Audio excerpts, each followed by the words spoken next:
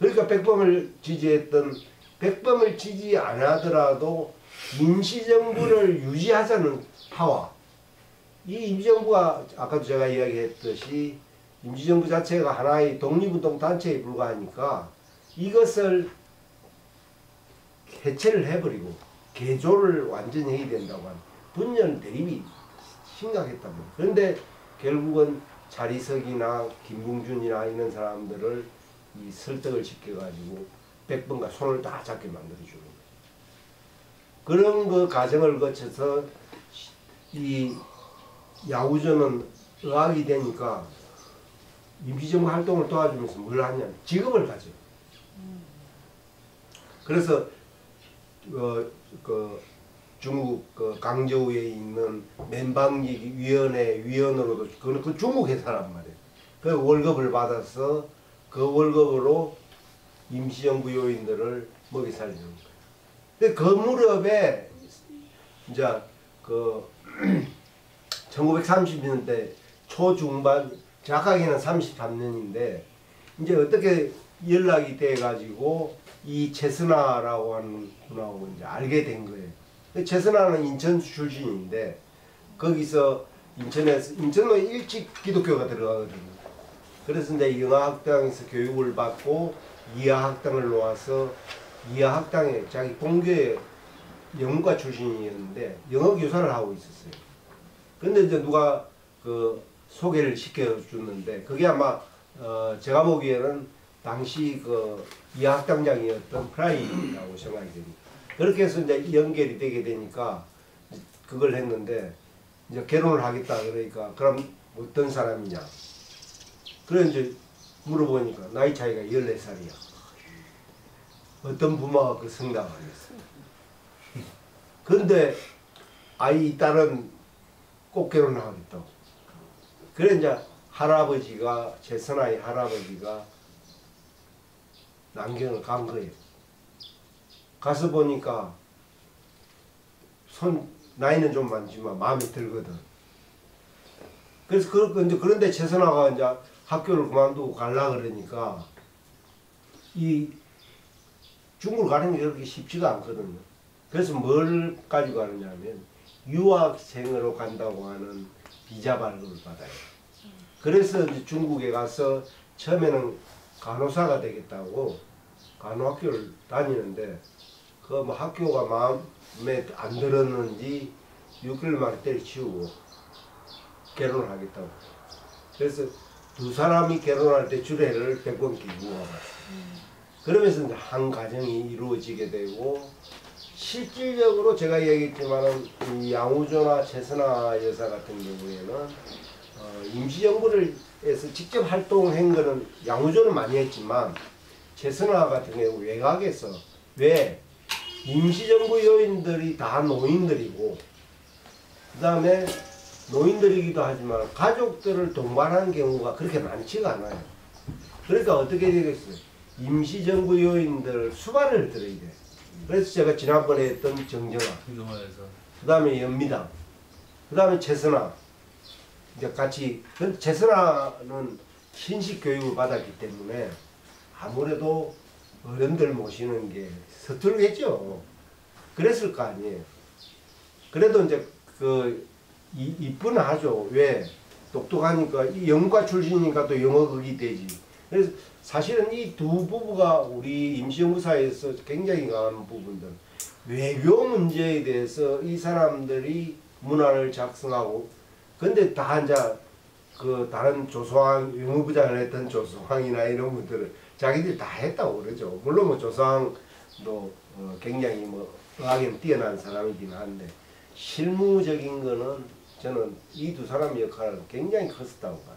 그리고 특히 일본어도 잘했고 중국어도 잘했고 의학적인 소질이 다양했던 사람들이니까 이제 그래서 결혼을 이제 해서 두 사람은 주로 각 강저우에 살거나 아니면 난징에서 이제 생활하면서도 아까 제가 이야기했던 윤봉길 의가 일어나고 나니까 임시정부가 무리에 딱 떠버렸잖아요. 이제 이동 생활을 하고 있으니까 임시정부 계속 그게 우리가 나중에 40년 충청에 정착할 때까지 8년이라는 세월이거든요.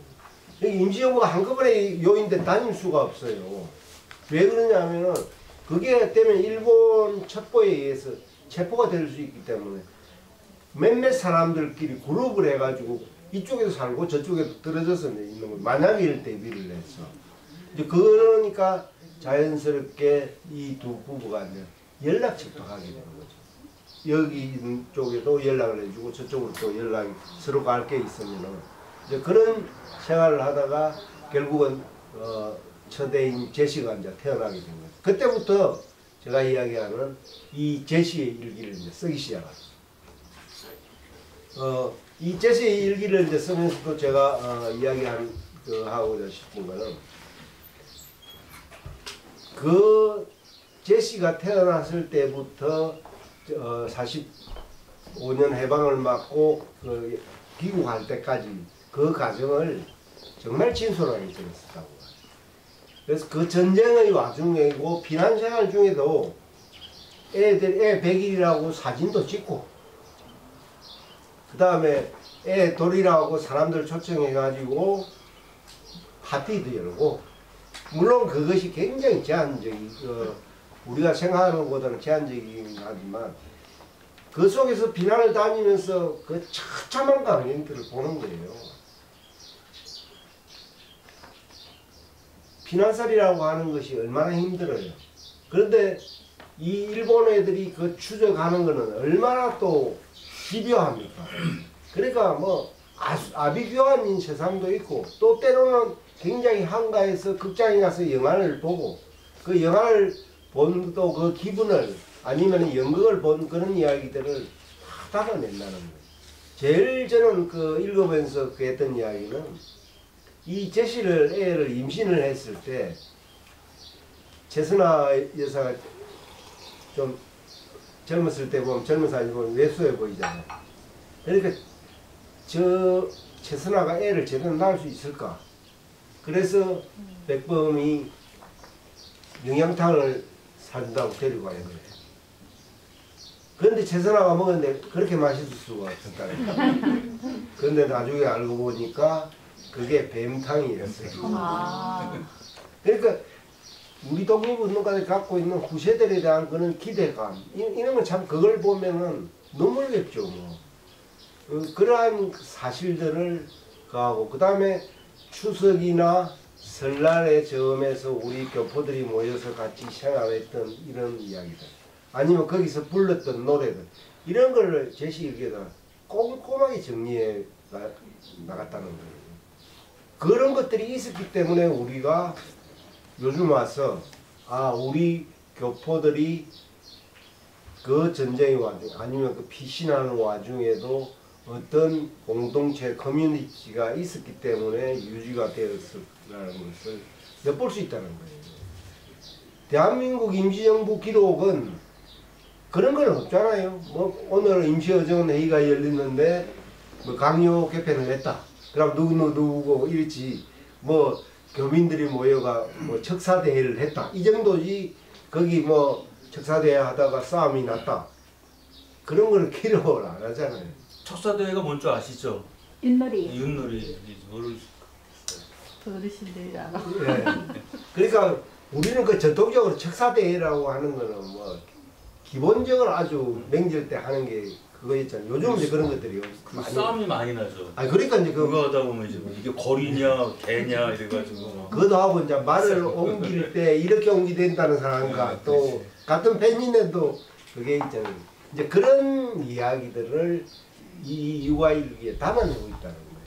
그러면서도 한편으로는 임시정부 내에서 일어났던 어떤 파벌 문제들 이런 것들을 진솔하게 이야기를 했기 때문에 우리가 단순하게 독립운동 했을 때는 대동단계를 해서 정말 자기들끼리 그랬을 거라고 생각하지만은 인간 사회는 언제 어디서나 분열이 있을 수밖에 없고 거기에는 갈등이 존재할 수밖에 없다는 거예요. 지금 우리나라 대한민국이 온나라 일어나고 있는 현실도 보면은 특히 여당들 안 보십시오. 지금 뭐 권력 이제 진지 얼마 됐다고 저런 식으로 내분이 일어나는, 특히 정부 여당이 지금 일어나고 있는 것들, 그것이 독립운동하는 과정에서는 없었냐? 그렇지가 않았다.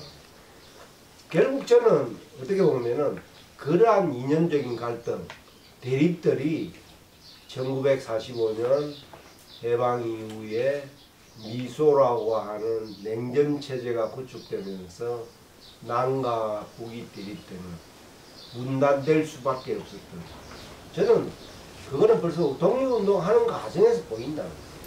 저는 거기서요. 이게 예. 이제 막 대립 갈등할 때 써놨는데 이게 전통적인 것 같아요. 왜 그러냐면 일본 같은 경우는 그게 없거든요. 걔는 이런 얘기 하잖아요. 우리가 이제 한일전 축구를 하면은 한국이 꼭 이긴대요. 왜냐면 일본 애들은 막 긴장을 한다는 거예요. 우리 지면은 안 된다. 그래가지고 하다가 보면은 당일날은 경기를 못 하는데 한국 사람들은 그냥 으쌰으쌰해서 이긴대요. 근데 이 고리 분산적이고 배타적인 습성이 농업사회에 많거든요. 그래서 공자가 화이부동이라는 말을 쓰는데 이 화에서 나오는 것 같아요. 이건 나중에 한번 저희가 이제 우리가 그 할 때 어제 토요일 날 하는 강의 있잖아요. 그 강좌 시간에 제가 한번 다룰 거거든요. 왜 이렇게 고리 분산적이고 배타적이고 뭉치질 못하는가. 그래서 이게 통일되기 위해서는 서로 분열되어 있는 게 낫다는 생각을 갖고 있어요. 지역도 그렇고 얘기도 그렇고 서경도 그렇고 논어도 그렇고 한번 보고 나중에 한번 짚겠습니다. 예. 선생님. 그러니까 이런 우리가 진영 내에서의 갈등과 이 대립이라고 하는 것이 꼭 부정적이지만은 아니에요. 맞아요. 예, 그 속에서 우리가 더 나은 방향을 모색하고 그 방향으로 당기게 되면 좋은데 그것이 이제 삐끗하게 해버린다는 거죠. 그 순간순간에. 그러면서 오히려 그것이 전폭되어 버린다는 거죠. 그러니까 서양은요 다양성을 인정을 안 해요. 왜냐 하느님이 만드셨기 때문에 하느님은 선한 것만 만드셨잖아요. 그래서 선하면 무조건 악이에요. 그래서 그 사람들은 이 배중률이 항상 있어요 중간상. 근데 우리 동양은 그게 아니에요. 아시아 사회는 다양성을 존중하거든요. 그래서 이게 젠더 문제 같은 게 아시아적 사고에서는 그게 안 나와요.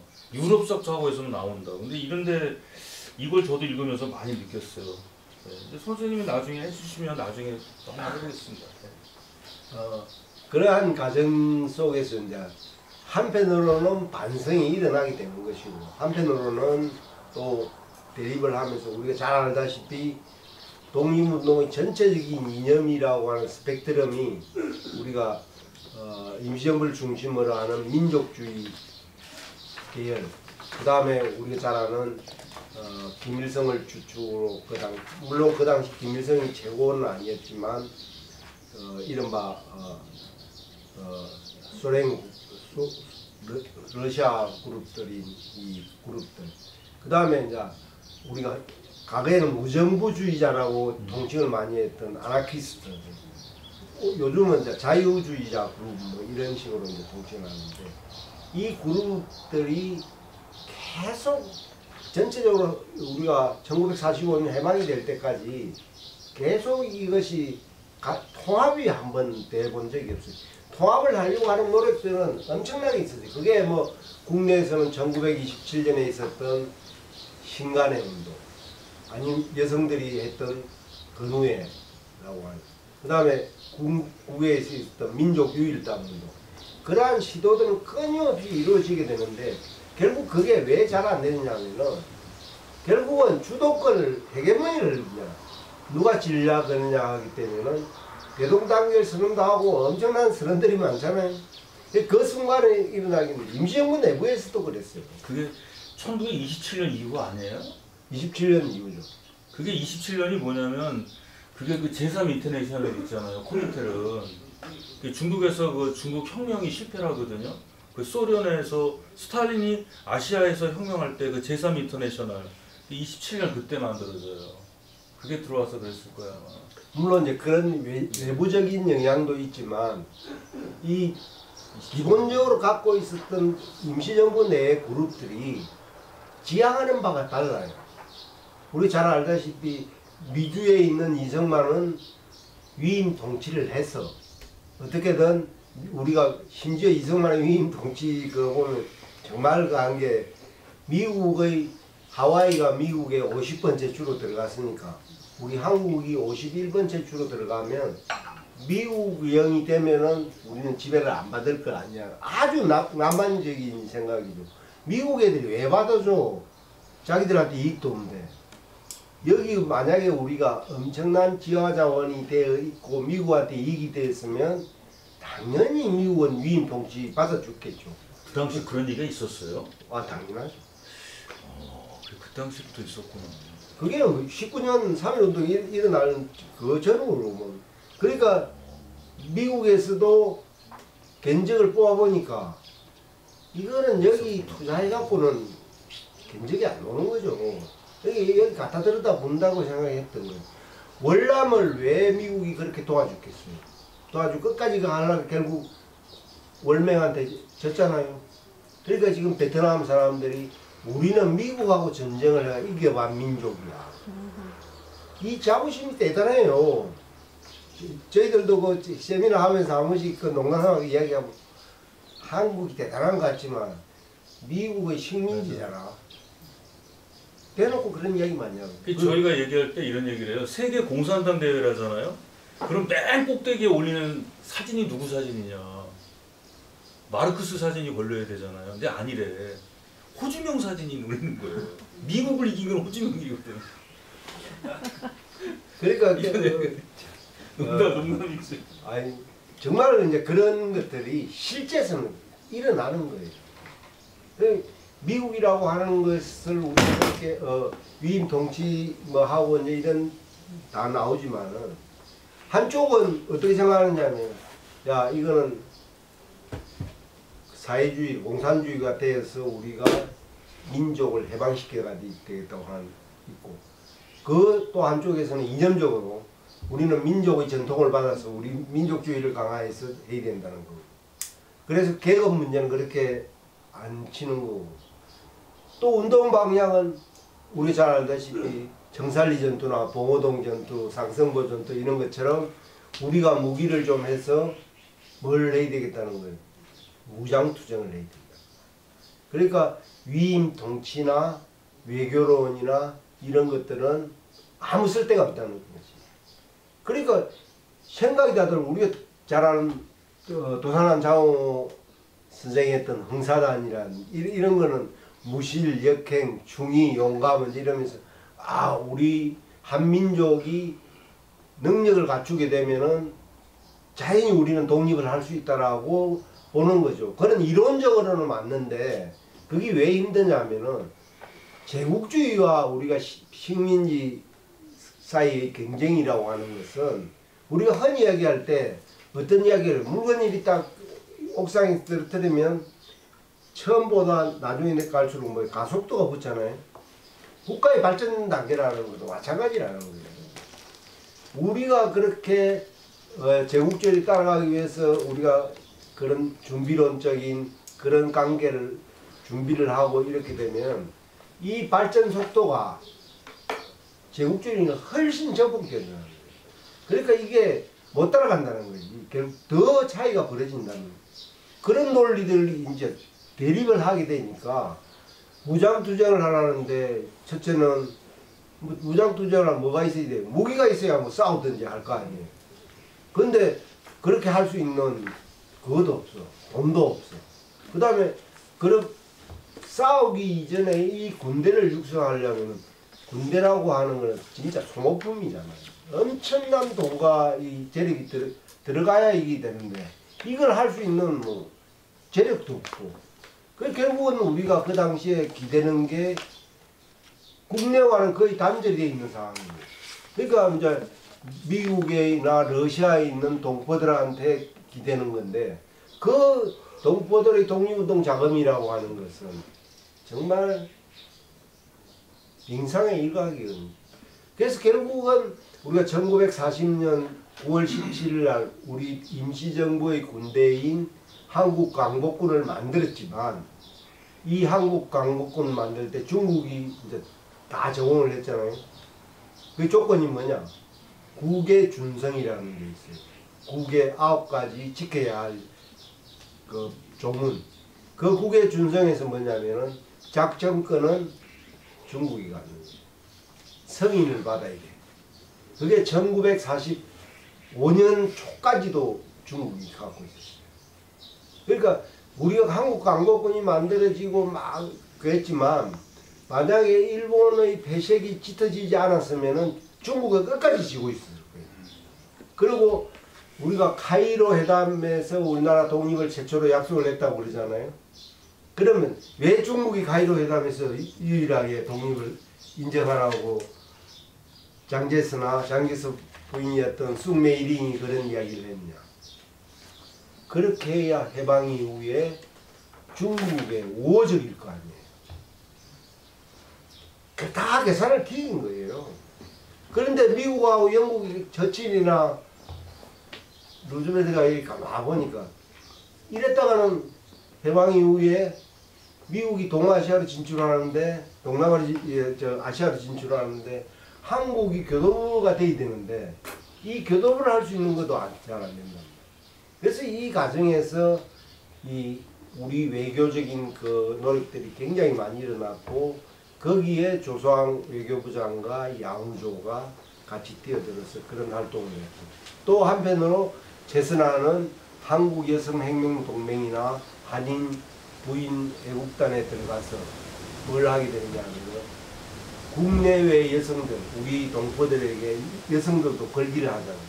그러면서 단결을 하자는데 그 논리가 뭐냐면은 3천만 동포가 반이 남성이라면 반은 여성이고 그럼 1,500만이 단결을 하면은 남성과 묻지 않는 역할을 할 수 있다는 거예요.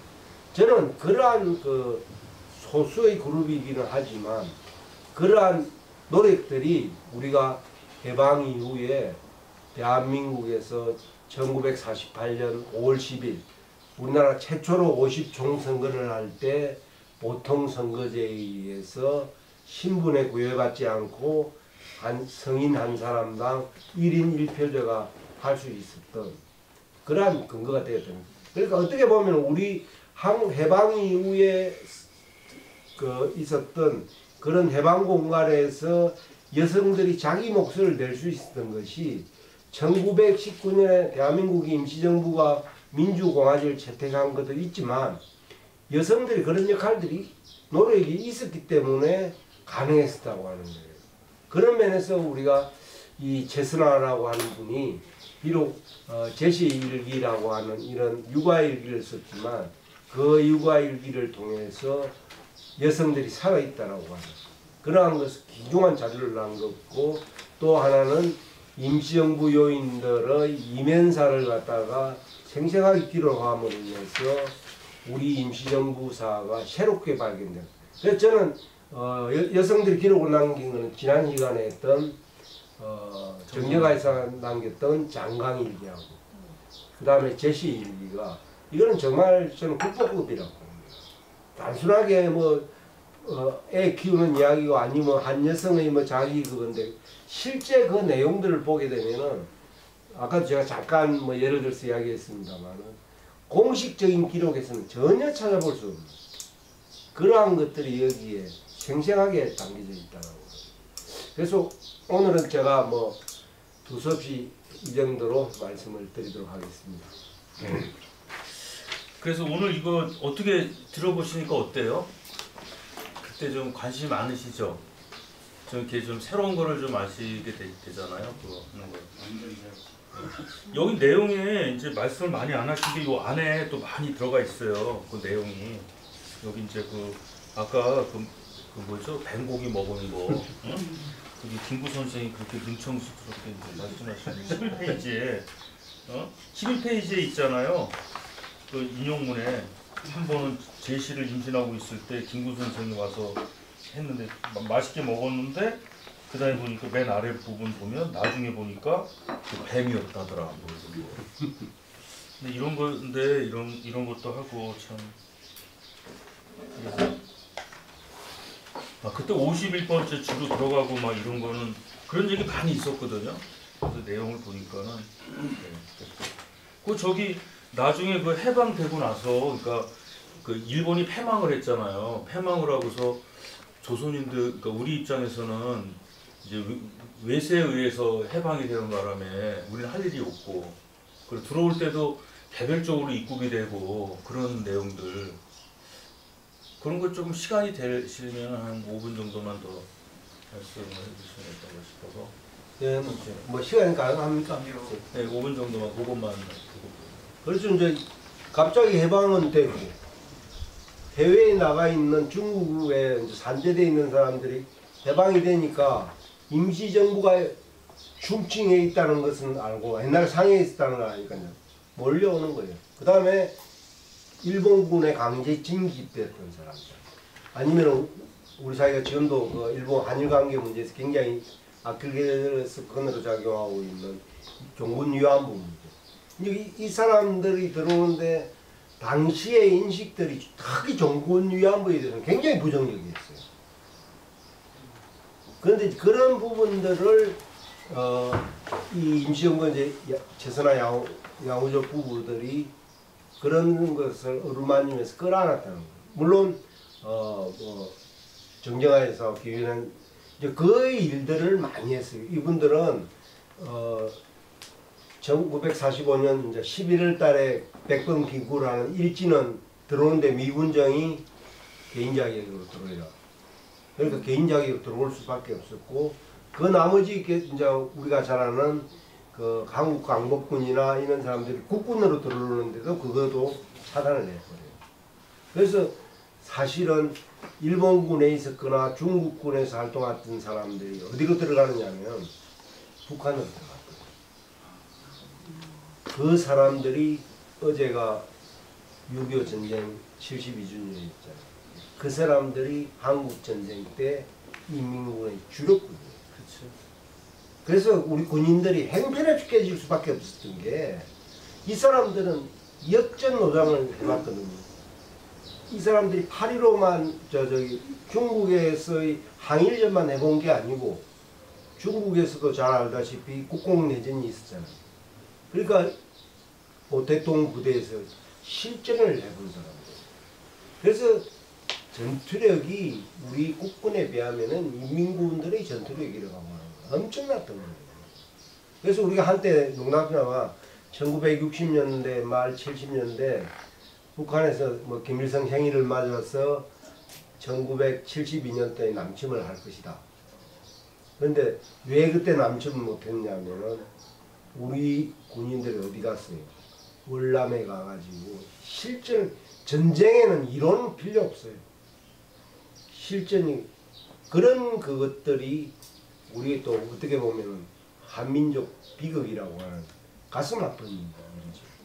특히 뭐 저는 이와 관련해 좀 간 건, 우리 38도선을 딱 잘라버렸잖아요. 남과 북이 분단이 됐는데, 혹시 기회가 되시면 강원도 양양에 가면은 마을이 딱 반토막이 나요. 그래서 이쪽은 북한 땅이 되고 이 남쪽이 되는 거예요. 한 마을에서 같이 마을에 아랑이들끼리 빨래하고 말 그 우물터에서 했던 것이 그런 분단이 돼요. 참 그런 걸 보면은 거기에 살았던 사람이 누구냐면은 유관순의 올케였던 조화백이라고 하는 조화백 여사가 그 양양 출신이에요. 제가 다음에 한번 기회가 되면 유관순의 오빠와 유관순 올케와의 관계 문제도 한번 이야기를 했으면 좋을 것 같습니다.